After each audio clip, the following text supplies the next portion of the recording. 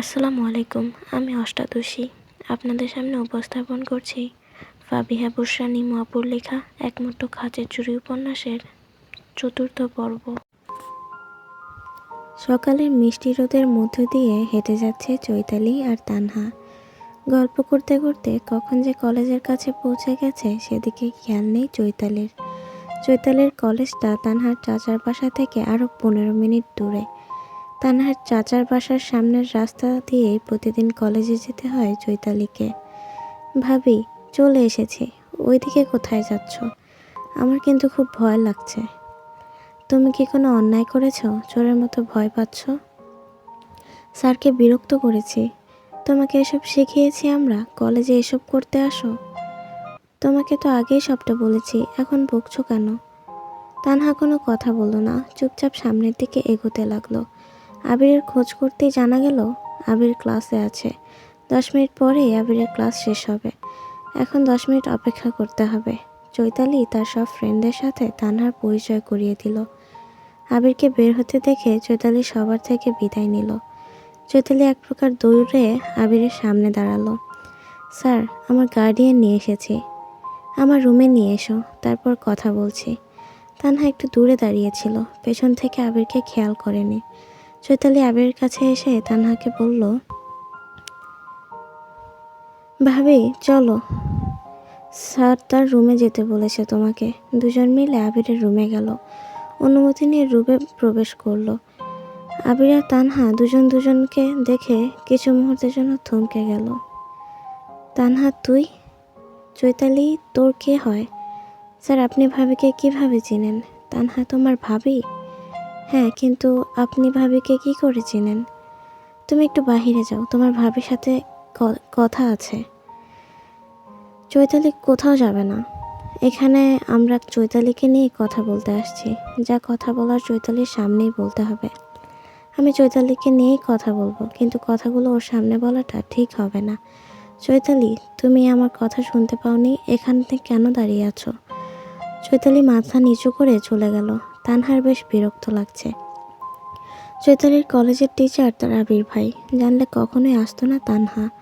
আবির উঠে তানহার দিকে এগোতে লাগলো। সেই তুই নিজেই আমার কাছে আসলি।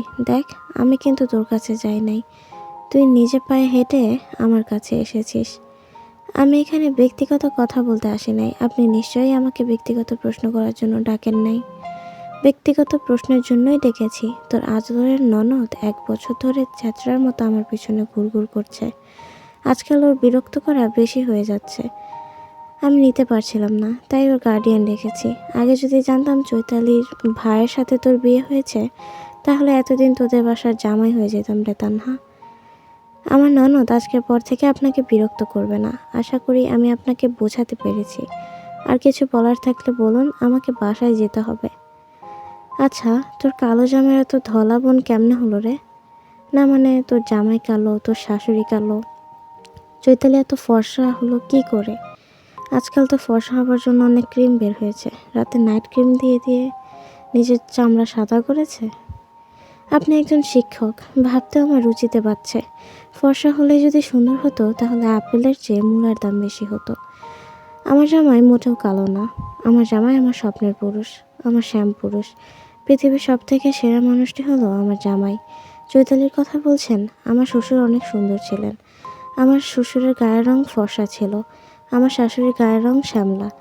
ইফাত তার মায়ের গায়ের রং পেয়েছে। চৈতালি তার বাবার গায়ের রং পেয়েছে। আপনি একজন শিক্ষক, এই ছোট কথাগুলো আপনার দক্ষ মাথাটা বুঝে নিয়েছে। আমি এসব কথা বলতে আসি নাই। আপনি আমাকে কার গায়ের রং কেমন এসব জানার জন্য ডেকে নিয়ে আসেন নাই। আপনার মতো নিকৃষ্ট মানুষের সাথে কথা বলতে আমার রুচিতে বাধে। আশা করছি কোনো বিশৃঙ্খলা সৃষ্টি করবেন না। ভালো থাকবেন, আসছি। কালো জামার জন্য আমাকে ছেড়ে দিলি? তোর ননদ আমার পিছনে ঘুরে। আমি এমন একটা ছেলে, খুব কম মানুষই আমাকে অপছন্দ করবে। আবির ভাইয়া, বেশি বাড়াবাড়ি করবে না। তোমার সব রকম বাড়াবাড়ি একদম সহ্য করব না। তোমার থেকে সুন্দর আমার জামাই। তোমাকে আর আমার জামাইকে দাঁড় করিয়ে দিলে সবাই আমার জামাইকে পছন্দ করবে। আর আমার জামাই কোন দিক দিয়ে কম? লম্বা, মাথা ভরা ঘন কালো কেশ, মায়াবী চেহারা। দেখলে 1000 বার প্রেমে পড়তে ইচ্ছা করবে। ছেলে মানুষ যত সুন্দরই হোক না কেন, ছেলে মানুষ লম্বা না হলে সে ছেলের কোনো দাম নেই। হিসেব করে দেখতে গেলে তুমি আমার জামাইয়ের থেকে অনেকটাই খাটো। কোথায় আমার জামাই, কোথায় তুমি? কাক হয়ে ময়ূরের সাথে তুলনা করছো। আমার জামাই আমার কাছে সেরা ছিল, আছে আর সারা জীবন থাকবে। তোমার মতো 10টা আবির আসলেও আমার মনে বিষ ফুটতে পারবে না। আমার ভালোবাসাকে এতটা ঠুনকো ভেবো না। একটা কথা মনে রেখো ভাইয়া, ফুলের সৌরভ আর মানুষের গৌরব চিরদিন থাকে না। বলেই তানহা রুম থেকে বেরিয়ে আসলো। আবির রেগে নিজের হাত দেয়ালে বাড়ি মারল। আবিরকে অপমান করার সাহস খুব কম মেয়ের আছে তানহা। আজ তুই আমাকে এভাবে অপমান করে ঠিক করলি না। তানহা আবিরের রুম থেকে বেরিয়ে সোজা হাঁটা শুরু করলো।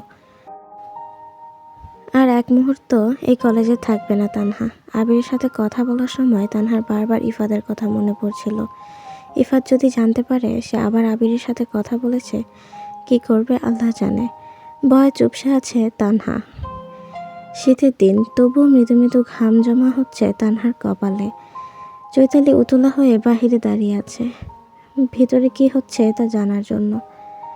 তানহাকে এভাবে বের হতে যেতে দেখে চৈতালির মনে ভয় আর দ্বিগুণ বেড়ে গেল। চৈতালি দৌড়ে তানহার কাছে আসলো। ভাবি, ভেতরে কি হয়েছে? তুমি এভাবে আমাকে না নিয়ে চলে যাচ্ছিলে কেন? তুমি স্যারকে কিভাবে চেনো? বাসায় চলো, তোমাকে সব কিছু খুলে বলবো। এখন কথা বলতে ভালো লাগছে না।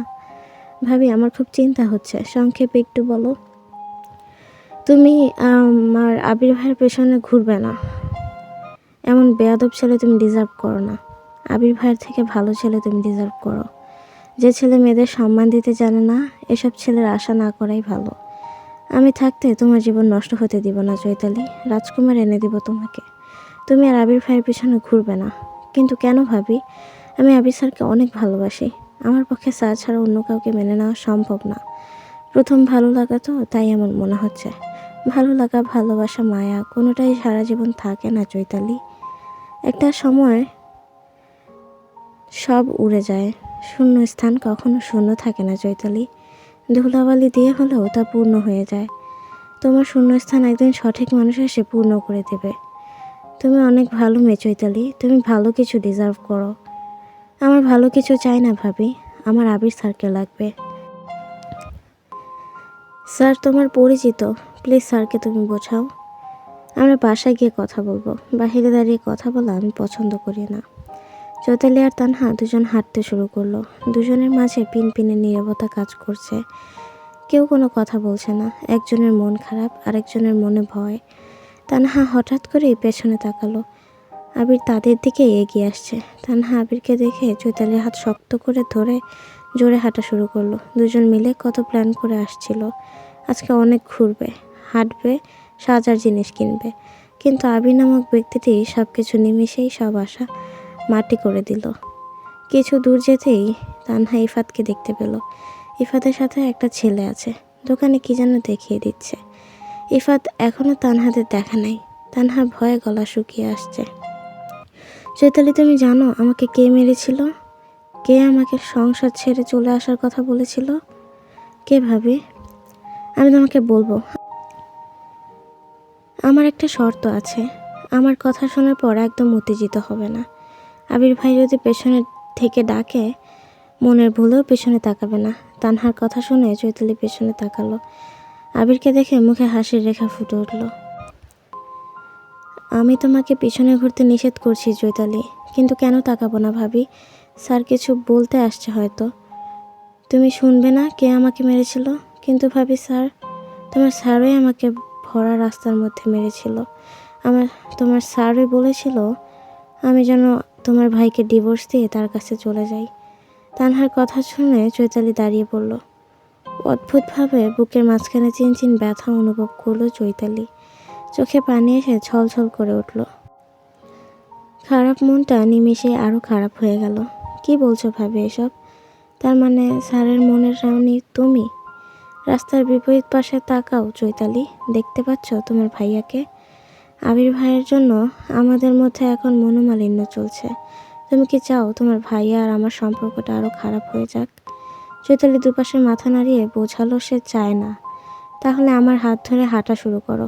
তোমার ভাইয়াকে অতিক্রম করে আমরা একটা গাড়ি ডেকে নেব। আবির এক প্রকার দৌড়ে চৈতালির আর তানহার পথ আটকে দাঁড়ালো। তানহা, এই চুড়িটা তোর, আমার রুমে পড়েছিল। তানহা বিরক্ত মাখা মুখ নিয়ে বলল, না, এটা আমার চুড়ি না। চৈতালি রাস্তার মধ্যে দাঁড়িয়ে থাকে ছেলে মানুষের সাথে তোদের এত কিসের কথা রে, বলল ইফাত। পেছনে ইফাতকে দেখে তানহার আত্মা বেরিয়ে আসার উপক্রম হয়ে গেছে। থরথর করে পুরো শরীর কাঁপতে শুরু করলো। তানহা এতটা ভয় পাচ্ছে কেন সে জানে না, কিন্তু এই মানুষটাকে তানহা খুব বেশি ভয় পায়। ভাইয়া, এটা আবির স্যার, আমাদের কলেজের শিক্ষক, একটু দরকারি কথা বলছিলাম। উনি তোর কলেজের শিক্ষক, ভালো কথা, কলেজের মধ্যে কথা বলবি, রাস্তায় এভাবে স্যারের সাথে দাঁড়িয়ে কথা বলতে হবে কেন? আরে ইফাত ভাই, রাগ করছো কেন? তোমার বউয়ের চুড়ি আমার রুমে পড়ে গিয়েছিল, চুড়িটাই দিতে এসেছি। তানহার বুকের ভেতর ধক করে উঠল। ইফাত একবার তানহার দিকে তাকালো না। তানহার অস্থিরতা বেড়েই চলেছে। ইফাত আবিরকে আর চোখে একবার দেখে নিল। চৈতালি, তোদের কাছে টাকা নেই, হেঁটে যাচ্ছিস কেন? আসলে ভাইয়া, আমি আর ভাবি ঠিক করেছিলাম আজকে একটু ঘুরবো, হাঁটবো। ইফাত রক্তচক্ষু নিয়ে চৈতালির দিকে তাকালো। চৈতালি ভয়ে মাথা নিচু করে ফেলল।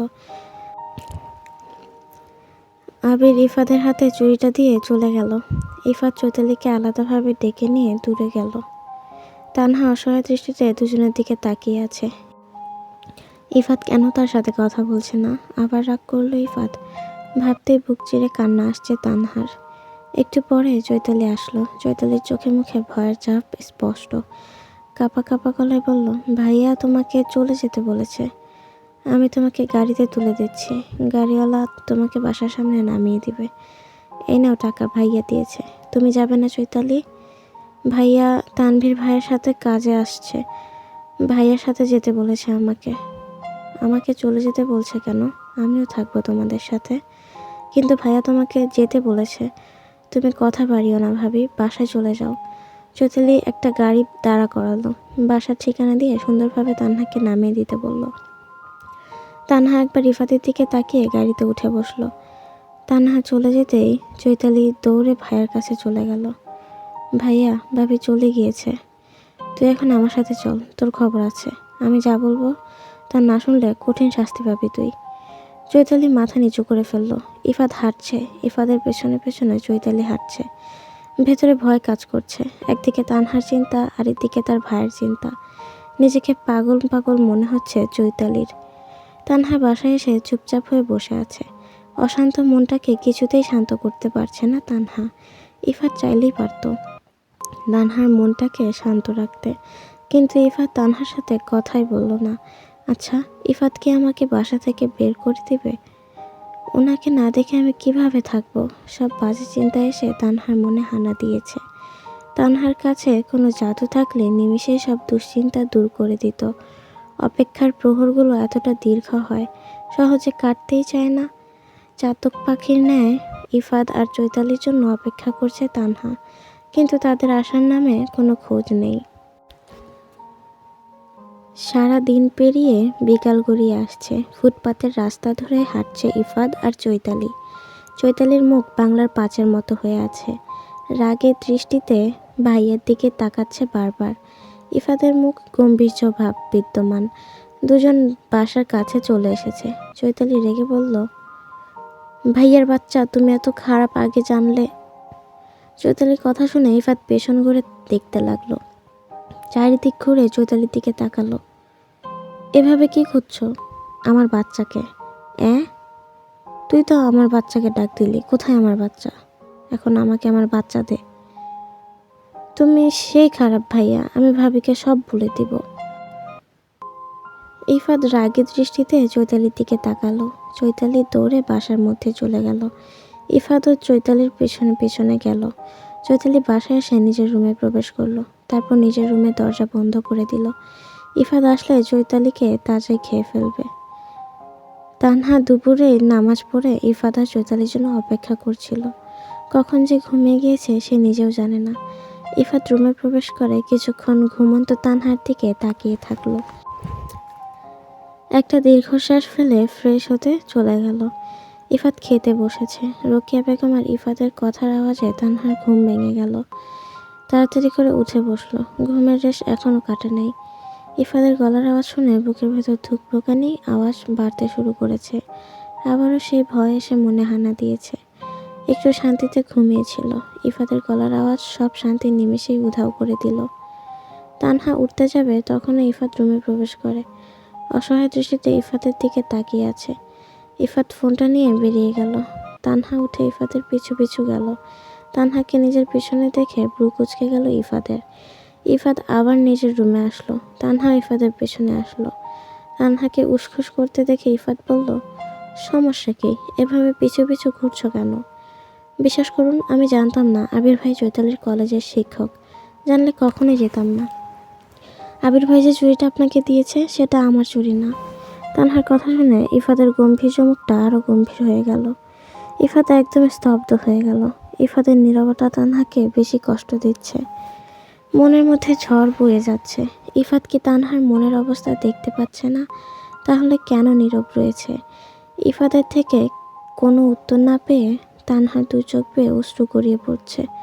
দুজনেই সামনাসামনি দাঁড়িয়ে আছে, দুজনেই নীরব। তানহা মাথা নিচু করে আছে, অনবরত চোখ দিয়ে পানি পড়ছে। এক হাত দিয়ে চোখের পানি মুছছে বারবার। তানহার অবস্থা দেখে ইফাত শব্দ করে হেসে ফেলল। ইফাতের হাসি দেখে তানহার চোখ তুলে ইফাতের দিকে তাকালো। কি সুন্দর সেই হাসি! ইফাতের ভুবন ভোলানো হাসি দেখে নিমেষেই তানহার সব দুশ্চিন্তা দূর হয়ে গেল। পলক্ষীনভাবে ইফাতের দিকে তাকিয়ে আছে। হাসলে মানুষটাকে কত সুন্দর দেখায়। তানহার মনে হচ্ছে সময়টা যদি থেমে যেত।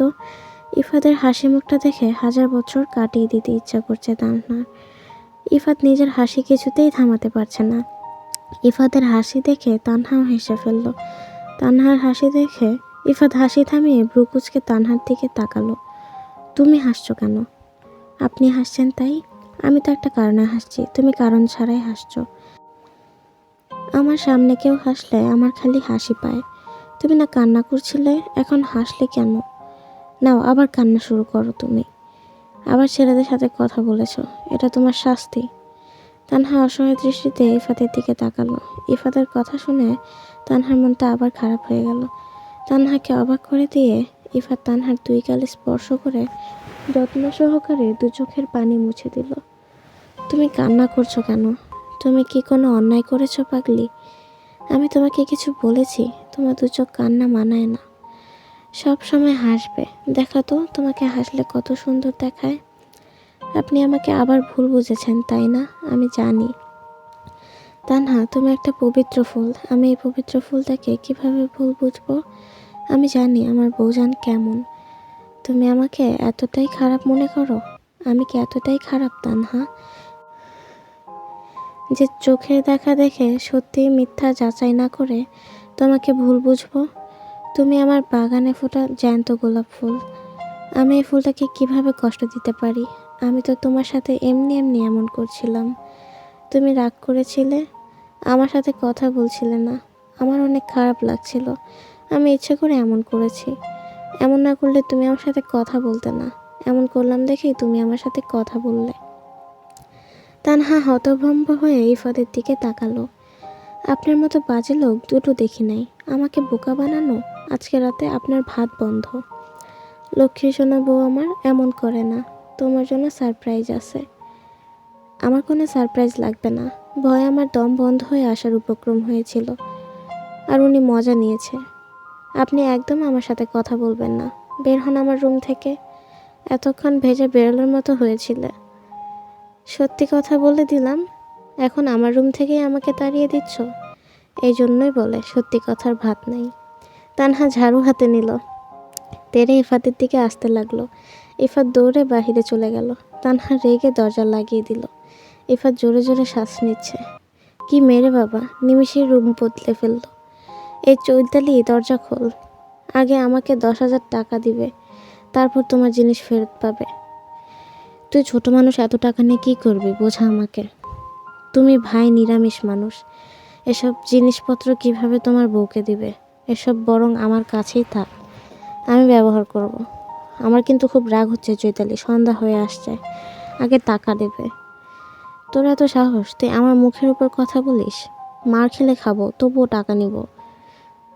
আমার কাছে এত টাকা নেই, তুই 50 টাকা নে বোন, আমার জিনিস আমাকে দিয়ে দে।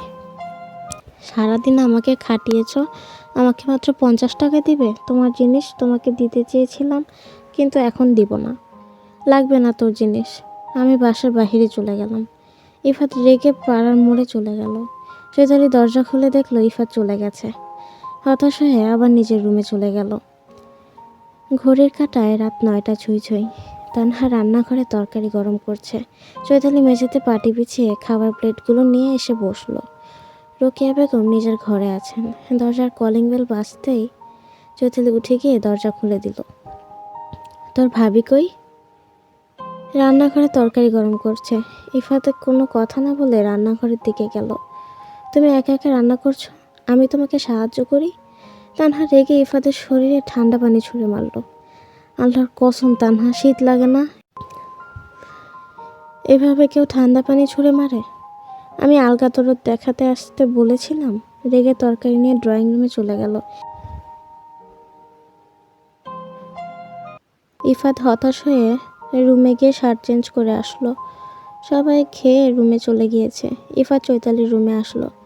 ভাইয়া, তুমি সেই খারাপ। আমি মনে করেছিলাম ভাবির জন্মদিনে ভাবিকে উপহার দিব, তুমি আমার সব কিছু জেনে নিজেই কিনে ফেললে।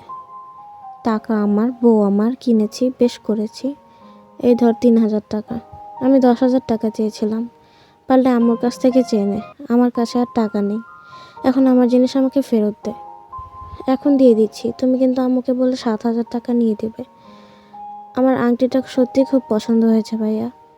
আচ্ছা, আমি আম্মুকে বলবো। চৈতালি অনেকগুলো ব্যাগ এনে ইফাতের হাতে ধরিয়ে দিল। ইফাত সেগুলো নিয়ে নিজের রুমে আসলো। তানহা কাত হয়ে শুয়েছিল। ইফাত গিয়ে তানহার পাশে বসে ডাকলো, তানহা উঠো না। আপনি সরে যান, আমার সাথে কথা বলবেন না। আচ্ছা বলবো না, একবার উঠে বসো। আমি আপনার কথা শুনতে বাধ্য নই। ইফাত তার ঠান্ডা হাত তানহার গালে চেপে ধরল। তানহা তড়িঘড়ি করে ইফাতের দিকে তাকালো। সমস্যা কি? প্রতিশোধ নিচ্ছেন? তুমি আগে ওঠো, তারপর বলছি। তানহা কোনো কথা বলছে না, চুপ করে শুয়ে আছে। ইফাত তানহার হাত ধরে তুলে বসালো। সবগুলো ব্যাগ হাতে দিয়ে বলল, তোমার জন্য বউজান। তানহা অবাক হয়ে ইফাতের দিকে তাকিয়ে আছে। এত কিছু তার জন্য নিয়ে এসেছে? ইফাতের মাথা কি খারাপ হয়ে গিয়েছে? এভাবে তাকিয়ে দেখছো কেন?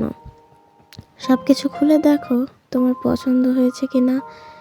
তানহা সব কিছু খুলে দেখতে লাগলো। কালো রঙের একটা বোরকা, কালো রঙের শাড়ি, কালো রঙের চুড়ি, কিন্তু চুড়িগুলো কাচের না। কালো রঙের 3 পিস, কালো রঙের জুতা, কালো রঙের একটা চাদর, সাজার গহনা মোটামুটি সবগুলোই প্রায় কালো। নূপুরও আছে। তানহা অবাক দৃষ্টিতে ইফাতের দিকে তাকিয়ে আছে। আবার অনেক খুশিও লাগছে তানহার। ইফাত তার জন্য এত কিছু নিয়ে এসেছে। ভাবতেই তানহার চোখ দুটো চিকচিক করে উঠল। খুশি হয়ে বলল, সব কিছু আমার? না, আমার আরও একটা বউ আছে, তার জন্য। আপনি কি করে জানলেন আমার কালো রং পছন্দ? জামাই হই আমি তোমার, আমি জানবো না তাহলে কে জানবে শুনি? আল্লাহ, এগুলো সব আমার খুব খুশি লাগছে। তানহা খুশি সব কিছু নেড়ে চেড়ে দেখছে। তানহার হাসি মাখা মুখটা দেখে ইফাদের মনে প্রশান্তির বাতাস বয়ে গেল। মুগ্ধ দৃষ্টিতে তানহার দিকে তাকিয়ে আছে। তানহাকে দেখে মনে হচ্ছে পৃথিবীর সব থেকে সুখী মানুষটা তানহা। 2টা বছর তানহার কোনো খোঁজ খবর রাখে নাই ইফাত। অল্প কয়টা জিনিস পেয়ে মেয়েটা কতটা খুশি। তানহার হাতে চুড়িগুলো পরতে পরতে বলল, আমার কি তো কাচের চুড়ি চাই। আপনি আমাকে এক মুঠো কাচের চুড়ি কিনে দেবেন? কাচের চুড়ি পরা লাগবে না। না, আমি পরবো। জীবনে প্রথম কিছু চাইলাম, কিনে দিবেন না? না, তোমাকে সোনার চুড়ি বানিয়ে দিব। আমার আর কিছু লাগবে না, আপনি পুরো দোকান আমার জন্য নিয়ে আসছেন মনে হচ্ছে। এগুলো কিছু না তানহা, তুমি এখনো আমার থেকে অনেক কিছু পাবে ইনশাল্লাহ। আমি তোমার সব কিছু পূর্ণ করব। আমার তো আপনাকে লাগবে, আপনি আপনাকে দিয়ে দিন। আমার আর কিছু লাগবে না। এভাবে বলো না, আমার শরম করে। আমি এগুলো একটু পরে দেখি। তোমার জিনিস তুমি পরবে, আমাকে বলার কি আছে? আপনি একটু বাহিরে যাবেন? আমি থাকলে সমস্যা কোথায়? এখন শরম করবে না? রাগ দেখাচ্ছ কেন?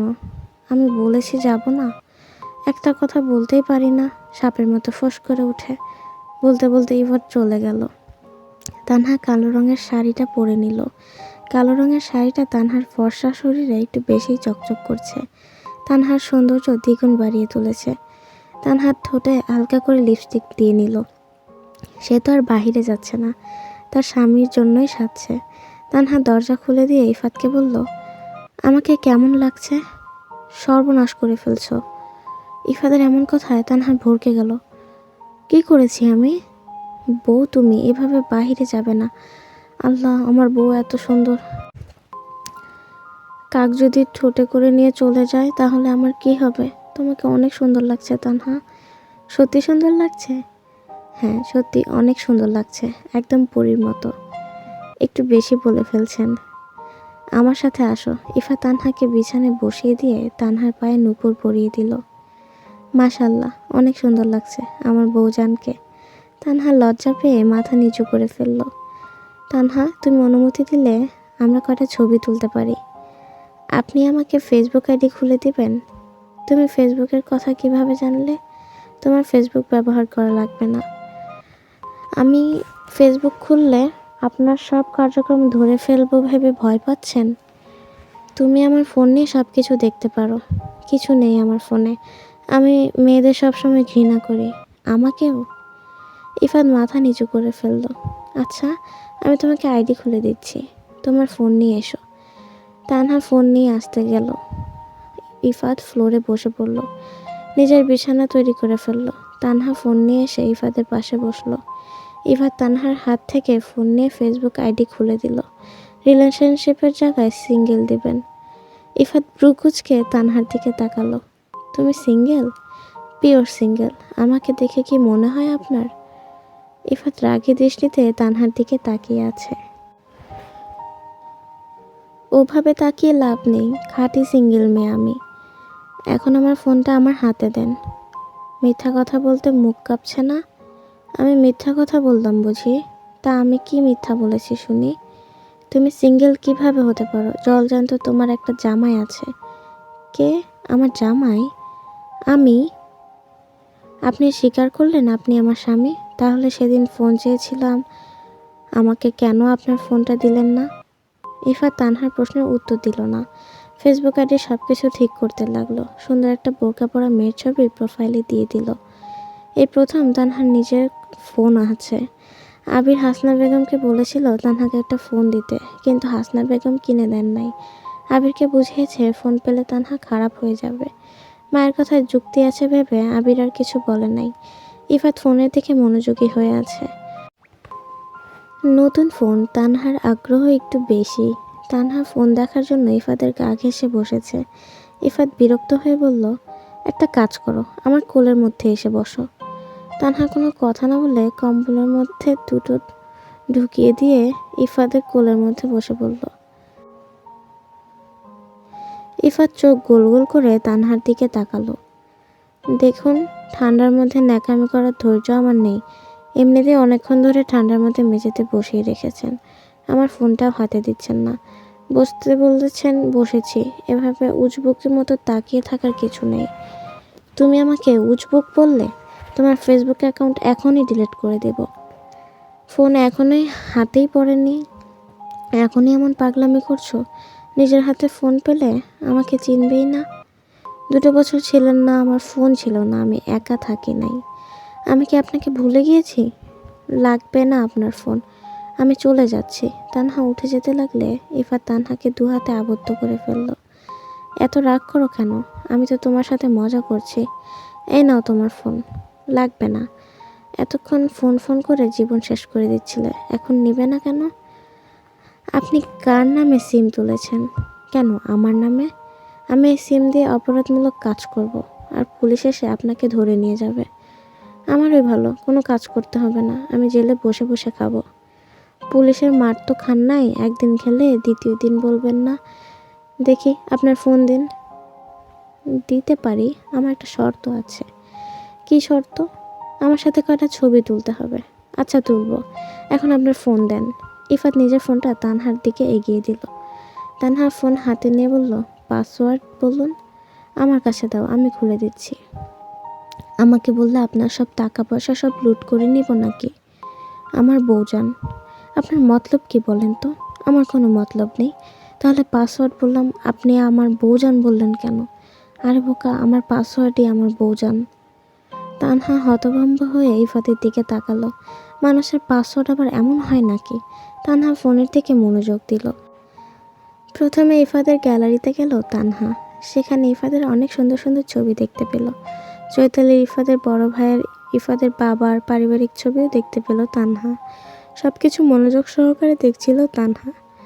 ইফাত তানহার ফোন নিয়ে নিজের আইডি সার্চ করলো। তারপর তানহার আইডি থেকে নিজের আইডিতে ফ্রেন্ড রিকোয়েস্ট পাঠালো। ইফাত খপ করে তানহার হাত থেকে নিজের ফোন নিয়ে নিল। ফ্রেন্ড রিকোয়েস্ট অ্যাকসেপ্ট করে আবার দিয়ে দিল। তানহা এতে বেশ বিরক্ত হলো। দুজনেই ফোনের মধ্যে মনোযোগী হয়ে আছে বেশ। তানহা ইফাতের ফেসবুক প্রোফাইল ঘেঁটে দেখছিল। তখন শ্রুতি ইসলাম আইডি থেকে মেসেজ আসলো। তানহা দ্রুত মেসেজ সিন করে ফেলল। ইফাত, কেমন আছো? তুমি আমার নাম্বার ব্লক করে রাখছো কেন? তুমি নাকি বাংলাদেশে, আমাকে বলনি কেন? তুমি আমাকে তোমার বাসার ঠিকানা দাও, আমি তোমার সাথে দেখা করতে চাই। তোমার সাথে কথা না বলতে পারলে আমার ভালো লাগে না। তুমি কি আমার অনুভূতি বুঝো না? আমি তোমাকে সত্যি অনেক ভালোবাসি ইফাত। মেসেজটা পড়ে তানহার মুখে আধার ঘনিয়ে এলো। তার মানে ইফাত অন্য কাউকে ভালোবাসে? আমার জন্য শুধু নিজের দায়িত্ব পালন করছে? ফুরফুরে মনটা নিমিষেই খারাপ হয়ে গেল। আর চোখে ইফাতের দিকে তাকালো। ইফাতের দৃষ্টি ফোনের দিকে বিদ্যমান। শ্রুতিকে? তানহার কথা শুনে ইফাত চমকে উঠল। মনে মনে যে ভয়টা পেয়েছিল সেটাই হলো। শ্রুতি মেয়েটা ইফাতের কাছে বিরক্তিকর একটা মেয়ে। কাজের জন্য সৌদি আরবে সহ্য করেছে।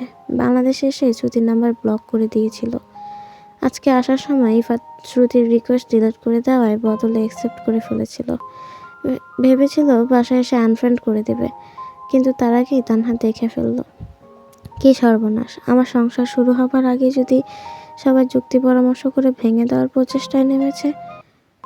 ইফাদের থেকে উত্তর না পেয়ে তানহা বলল, এই জন্য আপনি আমাকে ফোন দিতে চান না? শ্রুতি মেয়ের সাথে আপনি রিলেশনে আছেন? নেন, কথা বলুন। আপনার ভালোবাসার মানুষের ভালো লাগছে না আপনাকে ছাড়া। আপনাকে অনেক ভালোবাসে আপনার গার্লফ্রেন্ড। তুমি আমাকে ভুল বুঝছো তানহা। আমি তোমাকে সবটা খুলে বলছি। আমি ছেলেদের সাথে কথা বললে আপনার মুখের দিকে তাকানো যায় না। আর একটা মেয়ে আপনাকে ভালোবাসে বলছে, তবু আমি ধৈর্য ধরে আপনার সাথে কথা বলবো? আপনি না বললেন আপনি মেয়েদের ঘৃণা করেন? তাহলে আপনার ফ্রেন্ড লিস্টে মেয়ে আসলো কোথা থেকে? আমি ভুল করে নিয়ে ফেলেছি, তুমি আনফ্রেন্ড করে দাও। হ্যাঁ, আমি আনফ্রেন্ড করে দিব। আপনি পরে ফ্রেন্ড রিকোয়েস্ট দিয়ে আবার গার্লফ্রেন্ডকে ভুলিয়ে ভালিয়ে বুঝিয়ে দেবেন। তাহলে ব্লক করে দাও। একটা আইডি ব্লক করে দেবো, অন্য আইডি দিয়ে কথা বলবেন, তাই না? শ্রুতি মেয়েটা সৌদি আরবে থাকতে আমাকে বিরক্ত করত। সেখানে আমি কাজ করতাম দেখে ওকে সহ্য করেছি। বাংলাদেশে আসার পর ওর নাম্বার ব্লক করে দিয়েছি। আল্লাহর কসম করে ওর সাথে আমার কোনো সম্পর্ক নেই। বাংলাদেশে আসার পর মনের ভুলেও যোগাযোগ রাখি নাই। আচ্ছা, বিশ্বাস করলাম আপনার কথা। একটা কথা কি জানো তানহা, বিশ্বাস ছাড়া ভালোবাসা অর্থহীন, আর অধিকার ছাড়া সম্পূর্ণ মূল্যহীন। তানহা এক হাতে ইফাতের দুগাল চেপে বলল, বিশ্বাস আছে দেখে আপনার কথাগুলো শুনলাম আর বিশ্বাস করলাম। অধিকার আছে দেখে কৈফিয়ত চাইলাম। আপনি শুধু আমার মনে থেকে যান। মনের ভুলেও যদি আপনার দু চোখে অন্যদিকে যায়, আপনার দু চোখ আমি উপড়ে ফেলে দিব। আমাকে দেখে যতটা ভালো মেয়ে মনে হয়, আমি কিন্তু এতটা ভালো মেয়ে নই। আমি নিজের ভালোবাসার মানুষের জন্য খুব স্বার্থপর। যেটা আমার সেটা শুধুই আমার। এক বিন্দু যদি অন্য কারো হয়, তাহলে তাকে আমার লাগবে না। গাল ছাড়ো, ব্যথা পাচ্ছি। কি সাংঘাতিক বউ আমার! ঘরে সুন্দরী বউ রেখে কেউ অন্য মেয়েদের দিকে তাকায়? আমি ভাই কালো মানুষ, তোমার মতো সুন্দরী মেয়ে আমাকে বিয়ে করেছে, এটাই আমার কাছে অনেক। এখন তুমি কিভাবে ভালো থাকবে, তোমাকে কিভাবে ভালো রাখা যায়, এসব ভাবতে হবে। বাহিরের কাউকে নিয়ে ভাবার সময় নেই। তুমি কথা দিয়েছিলে ছবি তুলবে, দুজন মিলে অনেকগুলো ছবি তুলল। তানহা মুখ ধুয়ে এসে শুয়ে পড়ল। ইফাত ফ্লোরে শুয়ে পড়ল। তানহা মনোযোগ সহকারে ফোন দেখছে। তানহার ফ্রেন্ড লিস্টে ইফাত ছাড়া কেউ নেই। ইফাত নিজের আইডির সাথে তানহার আইডি ট্যাগ করে ম্যারিড স্ট্যাটাস দিয়েছে। তানহার আইডিতে কোনো লাইক কমেন্ট না পড়লেও ইফাতের আইডিতে পড়তে শুরু করেছে। সবাই ইফাত আর তানহাকে শুভকামনা জানালো। তানহা বলেন, আজকে তুমি নিচে ঘুমাবে। 3 দিন শীত প্রচুর বাড়ছে, ফ্লোরে ঘুমানো কষ্টকর হয়ে গিয়েছে। আমি কেন নিচে ঘুমাতে যাব? আমার এত কিসের দুঃখ জেগেছে মনে? একদিন তুমি ফ্লোরে ঘুমাবে, একদিন আমি ঘুমাবো। আমি এত মহান নই, পারবো না ফ্লোরে ঘুমাতে। আপনি আপনার ঘর বাড়ি ভেঙে বিছানায় চলে আসুন। না। কেন? আমার গায়ে কি চুলকানি আছে? আমার সাথে ঘুমালে তা আপনার শরীরে প্রবেশ করবে? আমার মেয়ে মানুষের সাথে ঘুমাতে শরম করে। প্রথম দিন এসে ঘুমিয়েছিলেন, তখন শরম করছিল না? অন্ধকারের মধ্যে টেনে ধরেছিলেন, তখন শরম করছিল না? এভাবে বলছো কেন? একটাবার ভেবে দেখো, আমি কত দূর জার্নি করে আসছিলাম। আমার একটু ঘুমের দরকার ছিল। আমার চারদিকে কোনো খেয়াল ছিল না। 7-5 না ভেবে ঘুমিয়ে পড়েছি। এখনও 7-5 না ভেবে উঠে এসে বিছানায় ঘুমান। আমার কিন্তু ঘুমের মধ্যে জড়িয়ে ধরার অভ্যাস আছে। কেউ যদি ঘুমের মধ্যে আমাকে জড়িয়ে ধরে, আমি কিছু মনে করব না, কিন্তু আমার শরম করে। আল্লাহ, তুমি আমাকে কার পাল্লায় ফেলে দিলে? এই ছেলের কথায় কথায় শরম করে। এত যখন শরম করে নিচেই ঘুমিয়ে পড়ুন। আরেকটা কথা বললে আমার থেকে খারাপ কেউ হবে না। বলেই তানহা অন্যদিকে ঘুরে শুয়ে পড়ল। ইফাত গভীরভাবে চিন্তায় মগ্ন হলো। এভাবে 30 মিনিট অতিবাহিত হয়ে গেল। ইফাত আবার বলে উঠল, এই তানহা, বিছানায় আসি? না। কেন? আসতে দিতে পারি, কিন্তু আমার একটা শর্ত আছে। কি শর্ত? আপনি নামাজ পড়েন না, বিষয়টা একদম আমার ভালো লাগে না।